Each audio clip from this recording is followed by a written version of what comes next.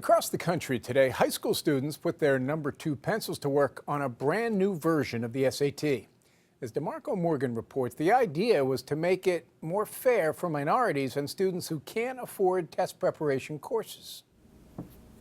Nuri Hassan of New Jersey is among the first of high school students taking the new SAT. It was a little more easier to understand than the old SAT. And the math, there was definitely a lot more data, a lot more tables, graphs. The new test is aimed at reflecting more of what students are learning inside the classroom with the hopes of creating a level playing field for students who can't afford tutors.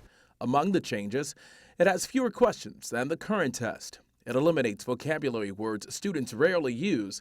There's no penalty for guessing answers, and the essay portion is now optional. This is not rocket science preparing for the SAT. Lee Weiss is vice president of Kaplan Test Prep. Why the change now? Sure. So the College Board has lost ground to ACT over the last few years. The SAT is the second most popular admissions test in the U.S. for college students behind the ACT. So a lot of changes have been made, perhaps to catch up to the ACT. Hassan told us she prefers the older version.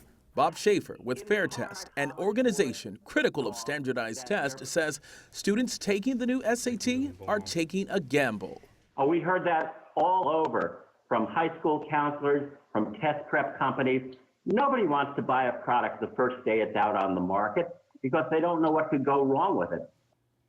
With the old SAT, students would receive their scores within 4 weeks. But Jim, with the new test, it could take 6 to 8 weeks because score reports are more complex. DeMarco Morgan with the latest on the SAT. Thank you.